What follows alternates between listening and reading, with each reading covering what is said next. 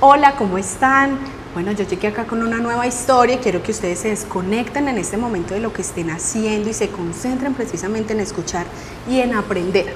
Tenemos mucho que aprender de esta historia. En realidad, les voy a decir que la invitada es Andrea Herrera. Ella es una mujer ciega, pero además es pole dancer, locutora, es toda una líder y es una mujer de la que hay que sentir orgullo.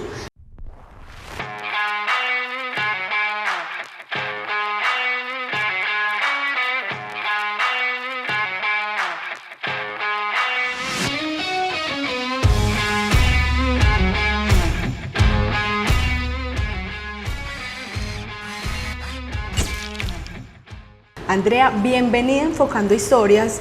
¿Cómo estás? Y antes que arranquemos, sí quisiera aclarar que tal vez muchas personas en este momento abrieron los ojos y dijeron, pero ¿por qué? ¿Cómo que una mujer ciega? No hay otra forma de decir.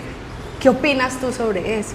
Bueno, Liz, primero muchísimas gracias por la invitación, por tu presentación y por la pregunta, porque creo que sí es importante de pronto despejar esas inquietudes que a veces puedan surgir alrededor. Pues primero que todo, pues sí, yo soy una mujer ciega y pues soy una mujer ciega. La situación no va a cambiar porque se utiliza otra palabra, por un lado. Por otro, el término ciega o ceguera son términos bien usados, son los términos que están recogidos en la Convención de los Derechos de las Personas con Discapacidad de la ONU. Y además, si nos ponemos a mirar, la palabra ceguera o una mujer ciega realmente no es algo ofensivo. Lo que ha sucedido es que con el paso del tiempo, la historia, hemos envuelto algunas palabras en estereotipos, en paradigmas, y yo precisamente, yo me siento súper, es como un rasgo identitario para mí, yo decir que soy una mujer ciega, porque creo que es importante que liberemos de esa carga a esa palabra. Es simplemente una palabra y entiendo que hay personas que puede que no se sientan cómodas usándola o siendo nombradas de esa manera y es muy respetable, pero en mi caso yo me siento cómoda y en cierto modo apropiada de ese término. Andrea, me encanta escucharte hablar. Yo había tenido algunas referencias tuyas, me habían contado como algo sobre ti, pero antes o detrás de cámaras pudimos hablar algo y en realidad has tenido un proceso de vida muy bonito y has tenido unos aprendizajes y me ponía yo a pensar sobre cuántas veces nosotros mismos nos tiramos, somos nuestros propios enemigos, nos juzgamos, nos damos látigos sobre las cosas que nos pasan y no nos dedicamos a aprender del porqué del proceso. Te lo digo precisamente porque ya que estamos hablando de tu enfermedad, no es que tú hayas nacido ciega, fue un proceso que se fue dando como... Sí, bueno, quiero pues como hacer una aclaración, ¿cierto? La ceguera en sí misma no es una enfermedad, es una condición, pero mi ceguera sí fue causada por una enfermedad, que su nombre es retinitis pigmentosa. Es una enfermedad genética y degenerativa que se va desarrollando de manera progresiva. A mí me la detectaron cuando tenía 13 años, me la diagnosticaron y pues ella fue avanzando, pasé por la baja visión hasta llegar a la ceguera. ¿Cuándo llegué a la ceguera? Por ahí a los 23, 24, pero cuando yo digo eso, las personas pueden pensar, ok, o sea, antes veías, digamos que yo podía percibir la luz, percibir algo en este instante y en el otro no. Eso es lo que podemos llamar un espectro de la baja visión, que tu visión no es suficiente, no es buena, y en muchos casos yo no puedo ni siquiera determinar si fue en esa edad que dejé de ver o no, porque como es algo progresivo, uno como que no se da cuenta en qué momento pasa. Pero digamos que esa es más o menos la manera en que se dio.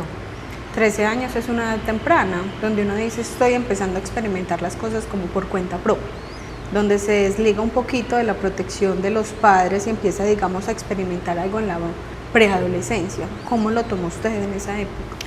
Fue muy duro, claramente, como tú lo dices. Yo creo que en cualquier momento sería difícil, pero a los 13 años, los hombres y las mujeres nos estamos configurando ya como adultos, más o menos, todavía no somos adultos, pero estamos ya empezando a elegir, a vivir experiencias que nos van a servir. Es una época difícil para las personas en general. Y pues claro, cuando yo me enteré a los 13 años que me iba a quedar ciega, yo dije, pues hasta aquí llegué. O sea, de aquí para allá nada. Eso fue muy duro. Fue sentirme, como te digo, ya no hay nada. Me recuerdo a mí misma ya sentada en el consultorio cuando me lo dijeron y yo dije, no, es que mis planes, que a los 13 años uno ya ha hecho planes, pues ya no van a poder ser. Efectivamente no fueron. Pero hay un para qué. O sea, no eran los que tenías pensados a los 13 años, pero igual existen planes y en este momento eres una mujer de verdad que te reconozco por todo lo que has hecho y has hecho más incluso que cualquier otra que tenga la visión o sea, es que tenés voluntad y tenés disciplina y tenés ganas y tenés el empoderamiento. Entonces, ¿en qué sentido cambiaron los planes para ti? Pues digamos que la concepción propia tuvo que cambiar, ¿cierto? Obviamente, para mí fue súper difícil aceptarme como una mujer ciega. Esa parte, no como una persona ciega, como una mujer ciega. Fue súper difícil, yo sentía que yo ya no iba a ser vista por los demás como el resto de mujeres, que yo ya iba a quedar anulada en mi feminidad, en mi sensualidad, que ni siquiera en esa época era sensual, la verdad. Pero yo pensaba eso y por muchos años, eso fue como lo que más me dolía de la ceguera. Por otra parte, pues que otras cosas cambiaron. Yo quería ser médico, obviamente no estudié medicina, pero lo que tú dices es cierto. Yo después me quedaba pensando, pero pues la verdad es que yo no quería ser médico. Eso es el resultado de lo que uno ha visto, que es lo socialmente aprobado. O sea, en mi época, y creo que ahora todavía un poco, pensaba uno que un médico era lo más top. O sea, si uno era médico ya el éxito asegurado. Y después me di cuenta de que, pues no, yo no hubiera querido ser eso. Y como tú dices, me he experimentado en muchas otras áreas que nunca me habría imaginado. ¿Y cómo fue ese proceso? Porque de los 13 a los 23 son 10 años de diferencia donde vos empezaste a cultivarte como mujer, como persona ciega. Sí. ¿Cómo fue? Fue un camino complejo en muchos momentos, muy complejo en otros más llevadero.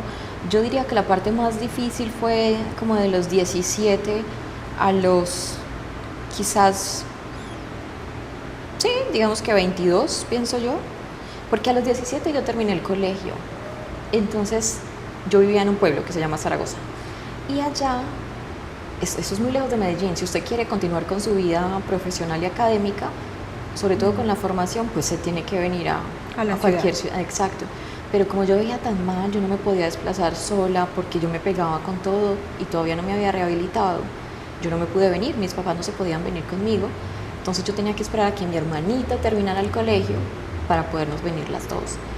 Esa época fue muy dura para mí porque tenía mucho tiempo libre y la mente se podía concentrar en, digamos, entre comillas, la tragedia, ¿cierto? Entonces fue para mí esa época difícil. Yo estuve 9 meses sin salir de mi casa, ni a la puerta, ni a la esquina, y más que tristeza, que obviamente la sentía, pero como la expresaba era con rabia, era muy amargada, muy grosera con mis papás, no le hablaba a casi nadie, pero fue un momento que me sirvió mucho para reflexionar y de ahí en adelante tomar determinaciones frente a la mujer que yo quería ser. Y te digo que fue como más o menos hasta los 23, porque claro, durante ese lapso de tiempo pues yo no quería usar bastón, yo no quería muchas cosas, pero a los 23 obtuve una beca para ir a estudiar a Suecia, cuando estaba en la universidad. Entonces yo que no iba sola ni a la esquina, me tenía que ir para Suecia sola. ¿Qué decisión de vida? No, pero eso fue lo mejor que pude decidir en mi vida. Esas cosas son las que le han dado sentido a mi vida, en serio. Así yo me lanzo, como que yo quiero esto. ¿Y cómo fue participar en la beca? ¿Cómo llegó esa oportunidad? ¿O mantenías todo el día mirando en redes que salía? Por favor. Yo estaba en la escuela, yo estudiaba en la escuela de idiomas de la de Antioquia y estaba con una compañera haciendo un trabajo de mi carrera y llegó alguien a dar una charla y nos dijo, chicas, ¿se me pueden hacer para un ladito que necesitamos hacer el espacio para la charla? Y nosotras nos quedamos pues oyendo la charla y la charla era sobre unas becas de la Unión Europea. Y a mí se me abrió el mundo, porque yo siempre tuve muy claro, como te digo, la mujer que yo quería ser.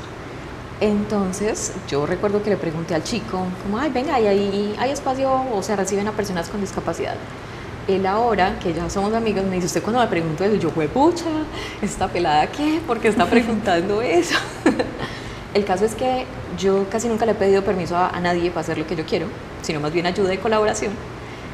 Me presenté a la beca, pasé, y yo creo que eso fue como en marzo, y en agosto, bueno, a mí me dijeron que pasé en mayo, y en agosto ya me estaba yendo para Suecia con un bastón que me había regalado un compañero de la universidad que estudiaba filosofía, que es súper alto, también es ciego, y me regaló su bastón de cuando era niño, que me quedaba perfecto. Yo me fui con mi bastón, y ese yo creo que fue el inicio de una transformación evidente, porque todo el camino hacia atrás obviamente contribuyó a eso. Pero no solo fue una lección y una transformación para ti, fue para tu familia, porque de no salir de la casa en 9 meses ni a la esquina, no querer recibir el bastón, como no aceptar, a aceptarlo todo de una y con el cambio drástico de me voy no solo del pueblo y para la ciudad, me voy es para otro país. ¿Cómo lo recibieron ellos? Mi familia, yo creo que han sido lo mejor, porque ellos, como que, bueno, mija, que la Virgen la acompañe. Dios la bendiga. Mi papá estaba muy preocupado, mi mamá me llamó. Vea, su papá está súper preocupado, que cómo va a hacer usted allá para lavar ese lavamanos, que ustedes lo mantienen súper sucio. Y yo, ay, mi papá hermoso, o sea, lo que le preocupa, pensé yo. Y así ha sido todo el tiempo. Yo he estado ya en lugares, en otros países, por distintas razones, o he decidido hacer una u otra cosa. Mi familia siempre ha estado es para mirar cómo me puede colaborar. Siempre. Mis papás, mi hermana, sobre todo, mi hermanita. O sea, nunca te miraron tampoco desde el punto de la lástima. No, es que yo creo que ellos ya me conocían. Ya ellos me conocían y se dieron cuenta de que la que ellos ya conocían perdió la visión. Pero ya ellos sabían que yo era una persona determinada, una persona que yo era difícil que me pusieran frenos si yo quería una cosa, que además era una mujer con mucho potencial, una mujer inteligente. Entonces, además, sobre todo mi mamá siempre ha sido de la idea de que pues tiene que vivir porque tiene la vida es para eso. Tiene que y lo que enfrentarse. pase, pues pasará. Entonces, ¿estuviste en Suecia cuánto tiempo? 6 meses. Estuve allá 6 meses y eso fue un momento de transformación para mí y de muchos momentos. Yo he escuchado mucho esta frase y la voy a utilizar. Muchos aha moments. Como esos momentos en los que uno tiene revelaciones. Sí. Una de esas revelaciones fue descubrir que no importaba a dónde yo fuera. Si yo no cambiaba la manera en que me veía a mí, la cosa no iba a cambiar. La cosa no tenía que ver con los demás, ni cómo los demás me vieran, ni en qué sociedad yo estuviera. Todo partía de mí. Si yo me iba para Japón o para China o para Suecia, si yo no me transformaba lo que necesitara transformar, eso siempre lo iba a llevar conmigo. Es como creer en uno mismo, aceptarse, sí. Sí, es reconocer todo lo que uno es y todo que todo lo que uno tiene, todas las características que uno tiene hacen ese paquete, no voy a decir que perfecto, pero sí único, y que es el de uno. ¿Qué va a hacer uno con su propio paquete? Porque está lleno de herramientas y de joyas, pero si uno no se atreve a mirarlo de otra manera, va a haber puro escombro, basura, cosas que no va a querer cargar, pero lleva ahí consigo una mina. No va a querer cargar ni uno ni otra persona, porque mira lo que decías al principio, es que no me van a ver como una mujer normal, pues como ven a todas, o sea, como que perderías la identidad, pero yo creo que en esa fase de empoderamiento, de aceptación, de reconocimiento, es tan grande para vos que al mismo tiempo es una representación grande para los demás, o sea, te ven como yo te veo, por ejemplo, una mujer empoderada, que te lo dije, te reconozco, una mujer que la da toda, que tiene voluntad, que tiene disciplina, que yo creo que la falta de visión es lo último que uno como que nota. Ok, gracias. Sí tienes razón. Cuando uno cambia la manera en que uno se mira a sí mismo, es como si fuera magia. porque yo siempre pensaba, no, es que esto, sobre todo, vamos a decir la verdad, estos manes no me van a ver como una mujer. Y cuando yo cambié mi manera de pensar, que digo mi manera de pensar más que mi físico, que ese ya lo había cambiado, porque yo me empeñé en convertirme en la versión que yo quería ser y nada cambiaba, hasta que decidí mirarme de otra forma y las cosas se fueron transformando. Las personas a mi alrededor, yo no sé si me veían de otra forma o quizás yo descubrí que, que las personas a uno lo ven, es como uno se ve a sí mismo y que uno a veces pone, como tú dices, toda la carga que uno tiene en los hombros del otro y lo quiere responsabilizar al otro. Yo no voy a decir que no habrá personas que me observen de una manera X o Y, pero la manera en que yo me mire va a ayudarme a que esa interpretación de esa otra mirada no me dañe o me dañe menos, o no me afecte menos. Es verdad. Bueno, después de Suecia, ¿qué siguió? No, en Suecia un camino súper largo, porque no es que en Suecia ya, uy, no, la mujer vino empoderada y de aquí en adelante ya se ama. No, pues obviamente hubo muchos momentos de lucidez, digámoslo, estando allá y mucha transformación, pero el camino siguió. Yo estaba como en cuarto semestre en ese momento y antes de graduarme, otra vez que yo me quería ir del país, porque me sentí muy plena estando en otra parte. Y me fui para Canadá. Wow. Me gané otra beca. Eso sí, porque pues mis papás me apoyan y todo, pero obviamente Hágale, mija, usted puede, pero busque cómo. ellos me apoyan de la manera que pudieran, pero obviamente pues irse a estudiar a otro país es un recurso amplio y además existen los apoyos. Eso es importante, existen los apoyos, hay que buscarlos. Eso es otra cosa Sí. de verdad que me queda a mí. O sea, siempre lo dijiste, desde el principio que iniciaste la entrevista dijiste, yo busqué siempre colaboración y ayuda. Sí. Colaboración y ayuda, o sea, no que me dieran, no que me hicieran, colaboración y ayuda para yo hacer. Y eso también, por lo que noto, fue en el estudio, o sea, lo que querías hacer lo hacías, lo buscabas. Sí, y algunas veces no me resultó, porque yo me tuve que presentar como 3 veces, no se rindan, para ir a Canadá, porque no me aceptaban. Yo, pero ¿por qué no me aceptan? Yo soy la candidata ideal. Eso fue también una aterrizada muy fuerte, porque realmente yo estaba segura de que me iban a aceptar en la primera y no, la segunda más todavía y menos. Y ya la tercera ya fui, bueno, vamos a ver qué pasa. Pero mira, no, eso lo que digo es que las cosas no van a salir quizás siempre a la primera, pero si uno las quiere puede intentarlas y puede que nunca salgan, pero uno las intentó.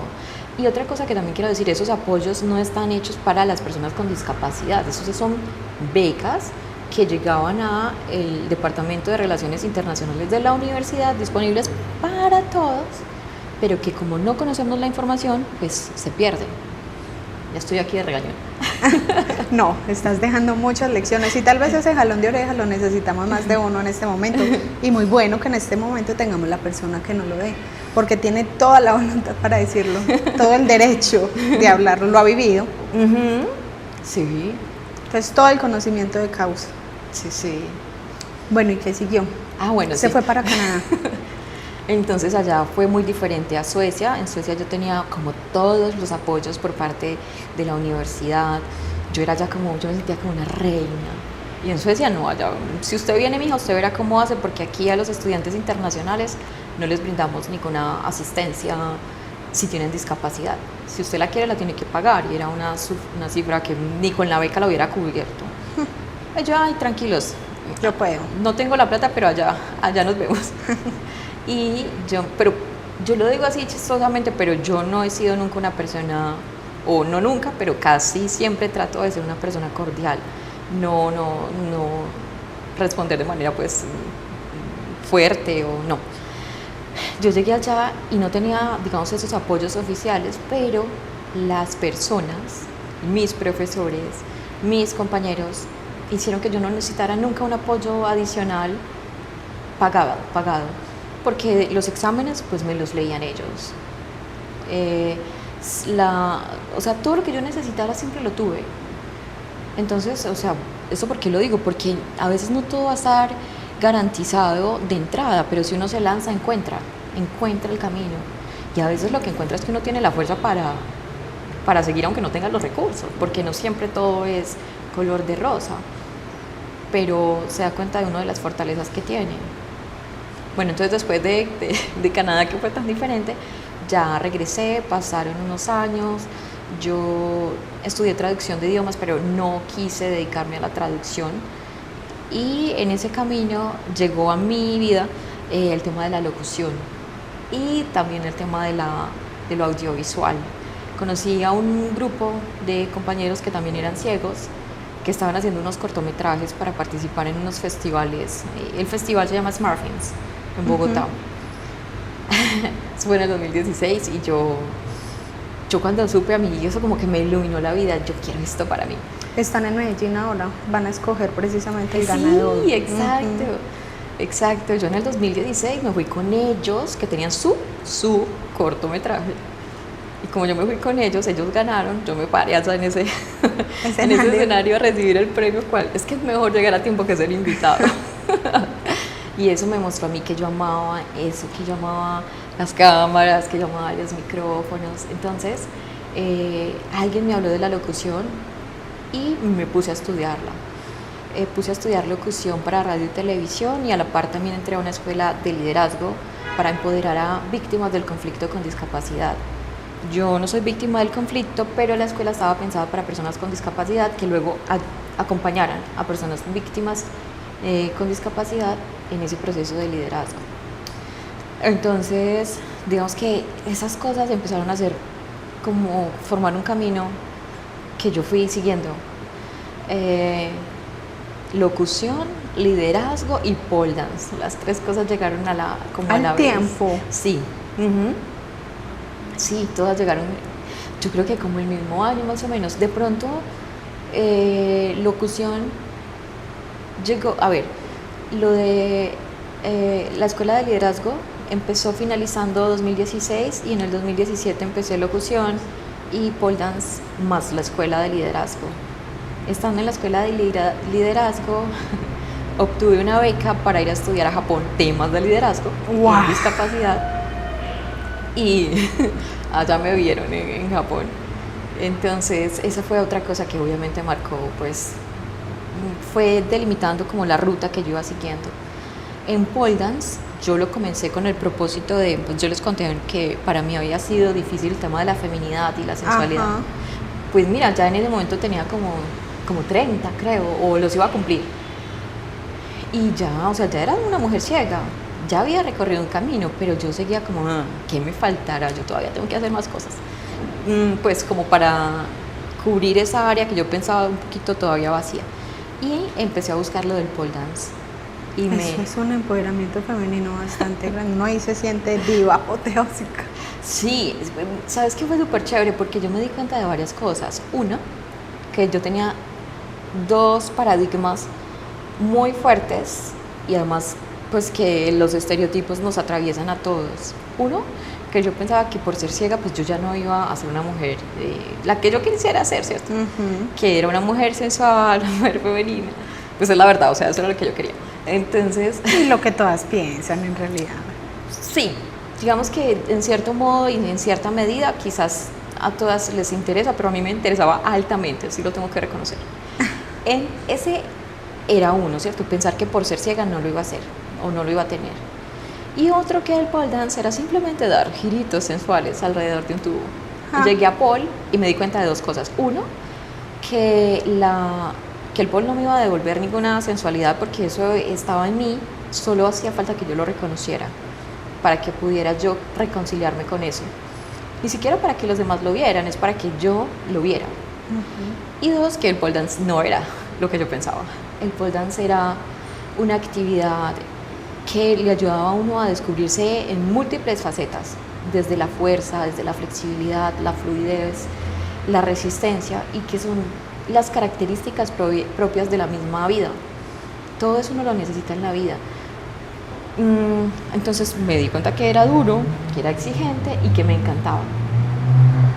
Comencé con el pole ese año y también estudiaba locución.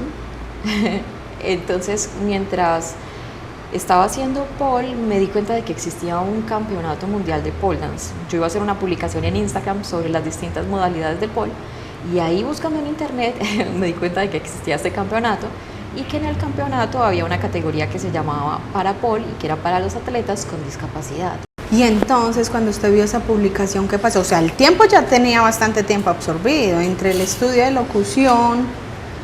¿Qué más estaba? Lo de la escuela de liderazgo. Eso, el estudio de locución, la escuela de liderazgo y ya meterse a un campeonato de pole dance que le implicaba bastante tiempo también y trabajo, resistencia, fuerza, todo lo que nos mencionó ahora. ¿Qué hizo? Sí, pues lo que hice fue buscar qué era lo que tenía que hacer para presentarme y efectivamente me di cuenta de que necesitaba tiempo y no tenía, eso era lo que no tenía. Para ir al mundial tenía que pasar por el nacional. Ajá. Y el nacional estaba a 2 semanas de realizarse, ya se habían cerrado las inscripciones y todo, y para esa fecha los atletas ya llevaban 6 meses, incluso un año preparándose. Y yo le escribí a la federación aquí en Colombia y yo le dije, ay, venga, es que yo me quiero presentar. Y claro, ellos elevaron la consulta al Comité Internacional ¿cómo se llama? Comité Internacional de Pole Sport. Y como yo era la única persona que se iba a presentar en esa categoría, yo no le estaba, digamos, violentando el derecho a nadie al inscribirme de manera temporal y como lo que querían era también, pues obviamente si había un atleta con discapacidad. Que era lo que estaban buscando. Exacto, darle un espacio, me permitieron inscribirme, exacto, abrieron esa categoría para que yo me inscribiera. Y yo me inscribí, en ese momento empecé a prepararme. Yo estaba en ese instante entrenando pues con otras personas, esas personas no pudieron acompañarme en el proceso por distintas razones, pero aparecieron todas las que necesitaba. Yo me acuerdo que yo había decidido, no, yo no me voy a presentar, no, eso está muy encima, yo no me voy a estresar. Pero ya habías mandado la carta al no. comité, ¿no? No, todavía no. Ah, sí, ellos ya habían preguntado, pero yo no me había inscrito. Entonces yo dije, no, pero, y además porque mi entrenadora en ese momento no me iba a entrenar, entonces yo sola que iba a hacer, yo no. O sea, todos los obstáculos posibles para usted decir, no, mejor paso. Sí, y yo me acuerdo que yo estaba en la cocina y yo, bueno, señor, si usted quiere que yo me presente, yo me presento, o sea, yo lo hago, pero entonces ayúdeme porque es que, si no, ¿yo cómo hago? Bueno, yo dije, sí me acuerdo que de ese instante en adelante, yo tenía que salir a la calle, me empezaron a llamar personas que ni siquiera sabían que yo me quería presentar. La amiga que me ayudó con todo el entrenamiento, me llamó que para que, si yo quería ser pole cleaner en el campeonato nacional. ¿Qué es el pole cleaner? La que se sube entre competidor y competidor a limpiar el tubo para que le quede listo al que viene. Entonces a ella le pareció una aventura eso y me invitó a mí para que lo hiciéramos. Y yo, ay no, es que resulta que esto y esto, y ella, ¿cómo, André? No, hágale, vamos, yo le ayudo. Yo, pero sí me ayuda. Sí, yo le ayudo. Y yo, bueno, está bien. Y de ahí, esas fueron 2 semanas. Entrenamos en las mañanas, en las noches, en una academia que nos prestaban el espacio. El campeonato mundial es muy riguroso, entonces había que llenar unas planillas, montar una coreografía con ciertos elementos específicos, buscar una música, el vestuario, todo. Esas 2 semanas fueron agotadoras, pero al final allá estaba yo en el escenario pensando, Dios mío, ¿qué hago aquí? Pero yo siempre me lo pregunto cuando ya no tengo opción, porque no me doy, o sea, como que yo sé que si me lo pregunto antes puedo tomar otra decisión y pues es realmente lo que yo quiero. Me presenté al nacional, pasé, obtuve la puntuación que se necesitaba y luego ya vino el mundial, que fue en Canadá. ¿Por qué ahora mencionabas que te encontraste los profesores que necesitabas? Porque, pues digamos que en ese momento con los que yo venía me apoyaron hasta ese punto y los ciclos se cierran. Ya ellos decidieron que quizás no estaban dispuestos a apoyarme en una cuestión que, pues no voy a decir que no, era una locura, faltaban 2 semanas para presentarme y es a veces arriesgado para los entrenadores decir, si de pronto no sale alguna cosa bien, porque pues el pole dance es exigente, hay riesgo. Pero con ellos cerré su ciclo y aparecieron otras personas súper profesionales. Los otros también eran profesionales, pero me refiero a personas que quisieron apoyarme y no pensaron en lo que no podía pasar, o más bien en lo malo que pudiera pasar, sino en cómo hacer para que todo saliera bien. Y eran personas que yo no conocía, pero fueron apareciendo. ¿Qué pasó en el mundial? En el mundial, pues eso fue toda una experiencia. Yo estando allá, esto lo digo porque creo que es importante que todos sepamos que uno no siempre tiene que hacer las cosas seguro, de que todo va a salir bien o sin miedo. Muchas veces uno puede tener miedo, pero lo que uno debe hacer, bueno, no es que deba, pero la recomendación es confiar en el camino. Y arriesguese. Sí, pues porque cuando yo llegué a Canadá yo estaba muy temerosa. Yo fue pucha, esta gente que está acá es muy tesa. Ahí estaban todas las personalidades del pole dance, del mundo que uno veía solamente pues en Instagram y que escuchaba que eran celebridades. ¿Fue en Canadá? Sí. ¿Volviste a Canadá? Ay, sí, es verdad, sí, volví a Canadá. De Es otra más, manera, desde otro ámbito y sí, otra perspectiva. pero todo está encadenado, todo se conecta. Cuando yo me gané la beca, me dieron dinero, obviamente, y yo no me lo gasté todo, y me quedó plata de ese momento. Entonces, esta plata que me sobró fue la que me llevé a Canadá. Wow. Todo está conectado, Sí. todo está conectado. Y ahí quedé subcampeona. Fue una experiencia muy bonita, fue darme cuenta de que otra vez la mirada propia es la que transforma.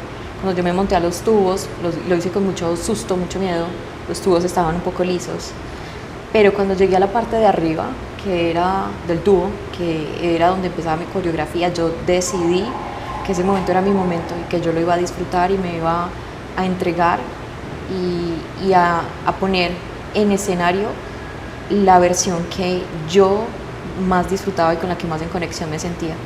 Y así fue. ¿Cuándo fue ese campeonato? En el 2019. Relativamente poco también, Sí, tampoco es que sí. haya sido mucho. Sí. Y lo cumpliste. Y es verdad, todo está encadenado, lo que mencionabas sobre el dinero. Y muchas veces hay cosas que no entendemos en el momento que pasa. En este caso no me refiero pues al dinero, ay, ¿por qué me quedó plata? No, guárdela. Pero sí cosas que a veces no entendemos, que en el momento no comprendemos, que en el momento no aceptamos, pero que después ya descubrimos el por qué o el para Sí. qué. ¿Cómo lo has entendido tú? Yo lo he ido entendiendo con el paso de la vida y con la mirada hacia atrás después de haber dado mucho sí sin estar segura de lo que va a pasar. Es la manera, cuando uno se arriesga y pues el riesgo es precisamente que uno no sabe qué va a suceder, se arriesga a dar un sí, es la única manera en que uno avanza en un camino y desde un punto más adelante puede mirar hacia atrás y darse cuenta del por qué y el para qué. En este momento de mi vida hay muchas cosas que yo he hecho y digo, ¿para qué sería esto? Todavía no sé. Porque se logras con el tiempo. Yo creo que incluso hay cosas que uno no va a alcanzar a vislumbrar, pero que uno no vea cómo están conectadas no significa que no estén conectadas. ¿Quién es Andrea hoy y cómo ayuda a los demás? Porque mira que tenés mucho conocimiento, has aprendido, te has transformado, te has reconocido, pero todo eso no, como que no es bueno que solo quede para uno cuando uno puede contribuir a los demás.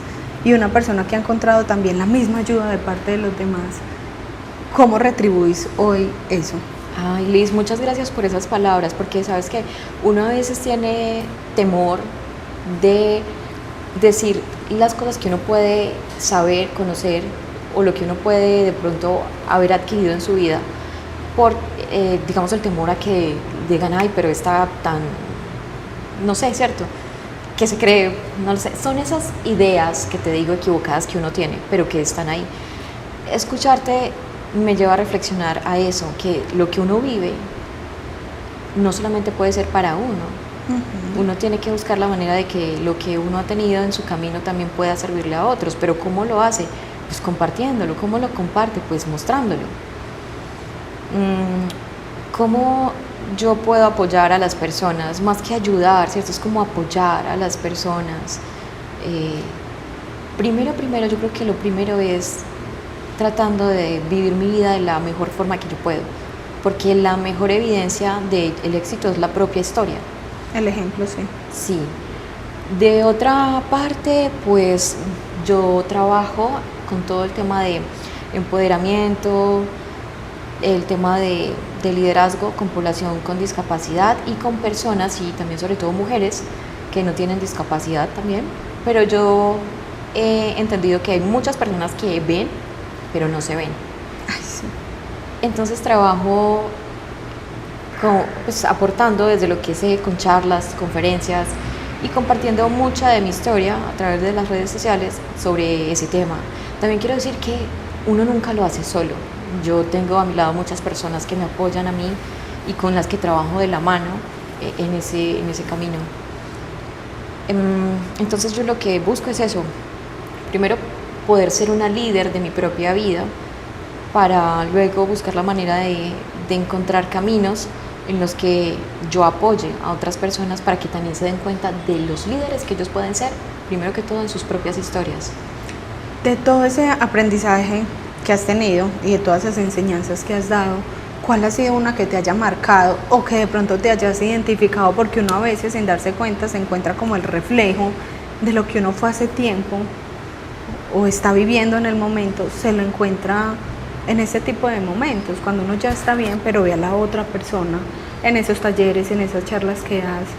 ¿Cuál te ha marcado o cuál recuerdas? Para mí ha sido muy revelador darme cuenta de lo que te decía, que en la vida uno tiene que verse para ser visto. Eso ha sido muy revelador y que no tiene nada que ver con la visión que uno tenga o digamos la capacidad visual, literal o física que uno tenga. Hay muchas personas que ven y no se ven, y hay muchas personas que no vemos y no nos vemos, pero todos, indistintamente de nuestra agudeza visual, podemos y tenemos la posibilidad de vernos, de encontrar esa manera de reconocernos de otra forma. Y ese es el punto de partida. O sea, lo revelador es eso, que no se ponga usted a pelear afuera, a buscar afuera, a exigirle al otro que lo vea. Primero Buscar se tiene culpables. que ver. Ajá. Véase primero y usted se va a dar cuenta de cómo todo se transforma. Eso para mí ha sido muy revelador, porque yo pensé que eso me pasaba solamente a mí, pero me doy cuenta de que no, que es a muchas personas, sino a la mayoría, en mayor o menor medida. Bueno, la Andrea de hoy ha alcanzado todos sus proyectos, incluso más de los que en algún momento llegó a pensar. No se quedó en Colombia estudiando medicina, por el contrario, viajó a 2 países diferentes, a conocer culturas diferentes, a personas, amigos diferentes, y la vida le dio la oportunidad de viajar una tercera vez a encargarse ya de ese punto de la parte femenina, sensual, la mujer, que también era un punto que usted tenía pendiente. La vida le dio la oportunidad de hacerlo, o sea, cumplió todos los proyectos. En el presente se puede decir que sí, es vista, tiene pareja, es feliz, pero que sí para Andrea. Yo me quedaría más con lo que dice, o sea, he cumplido muchos proyectos y muchas metas que ni siquiera yo tenía, es que no fueron mis metas y me sorprendieron muchísimo. ¿Qué sigue? Pues seguirle dando el sí a la vida, seguirle dando el sí a la vida para mí misma y para otras personas, seguir buscando la manera de compartir lo que, pues, yo me siento una mujer privilegiada. Entonces, cuando uno está en un punto de privilegio, entonces tiene uno que mirar qué va a hacer con ese privilegio. Y quiero aclarar, privilegio no porque la vida haya sido fácil o porque yo lo haya tenido todo. Privilegio porque la vida me ha demostrado que cuando uno confía, uno encuentra lo que necesita. Tal vez no lo que quiere, pero sí lo que necesita. Y entonces lo que viene en adelante es eso, mirar cómo yo sigo acumulando experiencias que me enriquezcan para poder compartir mi riqueza con las demás personas para que ellos encuentren la propia. Y es verdad, y yo creo que también hay que encontrar como un punto de equilibrio, porque es verdad de quiérase, confíe, reconózcase, todo, pero no se siente a esperar. O sea, no se siente a esperar que la vida, no. Usted se quiere, la vida va a venir, la va a recompensar, no, como usted ya se va y dice, no, porque parte de reconocerse y de quererse, yo creo que es lo que hiciste, ir y buscar. O sea, no espere que las oportunidades lleguen, vaya, ok. Es verdad, y aparte, una cosa importante, yo aquí cuento y todo suena fácil y un camino, de rosas, pero el camino está lleno de desafíos. Esos desafíos son los que le ayudan a uno a reconocer su potencial. Y yo sé que de aquí en adelante muchos desafíos más voy a tener y seguramente muchos más grandes, porque entre más herramientas uno tiene, obviamente más preparado está para enfrentar desafíos mayores. Y pues no es que yo quiera en mi vida estar enfrentando desafíos, pero sé que son los que me ayudan a Forjarse. Exacto. Sí, es verdad. O sea, hoy aprendimos todos a querernos, a valorarnos, a aceptarnos y a vernos. Y no propiamente vernos desde la parte visual, física o sensitiva, como nos enseñaron ahora, sino a vernos desde el reconocernos. ¿Y qué opina usted sobre esas personas que apuntan tanto con el dedo? Y no me refiero hacia otros, también hacia ellos mismos o uno mismo, porque uno suele hacerlo. Yo siento que uno también puede ser como su propio enemigo y su propio verdugo. Sí. ¿Qué opino yo de esas personas? Pues lo que pienso es que no conozco su historia, ¿cierto? Y que uno debe respetar mucho los procesos, las historias de las personas para poder entender por qué hoy estamos viendo lo que estamos viendo. Entonces mi opinión sería más bien, no tengo opinión, pero sí pienso algo. Es que en este momento están en esa situación de me señalo o señalo a otro, pero 3 me señalan a mí. Pero eso puede cambiar, porque yo también estuve así. No, o sea, mi camino no fue siempre la que yo soy.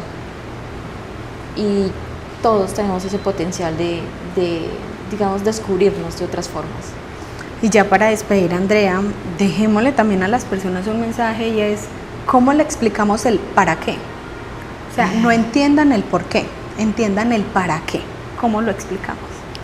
El para qué. Todo tiene un propósito, todo. Voy a utilizar una frase de una persona que para mí ha sido importante, una maestra que se llama Tania Karam. Y ella dice, no se mueve una hoja de un árbol sin que tenga un propósito. Y ese es el para qué. ¿Cómo lo vamos a descubrir? Viviendo, permitiéndonos continuar el camino y que el camino nos lo muestre. Pero teniendo eso en mente.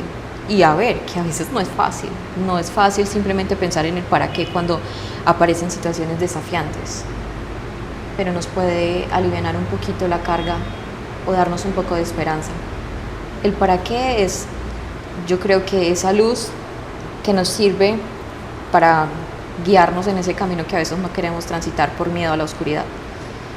Bueno, Andrea, muchísimas gracias por este tiempo, por las enseñanzas, por todo lo que nos contó sobre su historia de vida, porque también nos abrió las puertas de su corazón, de sus palabras, de todo, al decirnos como todo ese proceso que había vivido. Entonces, muchas gracias, y a ustedes gracias por acompañarnos. Yo sé que no quieren quedarse solo con este capítulo, que quisieran estar en uno de los talleres de ella, que quieren también empoderarse, reconocerse, verse, y para eso pues entonces nos regala las redes donde las personas pueden contactarla para que tengan esa fortuna tal vez que tuve yo de tenerla cerquita y poder reconocer o conocer más del proceso, que ellas también lo puedan hacer si están pasando por un momento difícil, por una dificultad, por un problema, si no se sienten femeninas, si quieren también aceptar esa parte.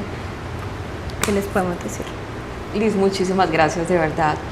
Bueno, claro que sí, en mis redes sociales son @AndreaHerreraOficial, así estoy en todas, donde soy más activa es en Instagram, y tú has dicho palabras muy lindas y te las agradezco, que quizás personas me quieran conocer, pero yo también sé que pues si de pronto le dan al botoncito de seguir ahí en Instagram, me van a permitir también a mí conocerlos, y eso me enriquece a mí también muchísimo. Es lo que decíamos, es una conexión, en el mundo todo es una conexión. Y lo que decías ahora, has aprendido de otras personas que decidieron apoyarse. Entonces esto es una comunidad que se apoya y una comunidad que ayuda y una comunidad que aprende. Entonces muchas gracias, los espero próximamente en otro capítulo, en otro episodio para que estén pendientes. Gracias.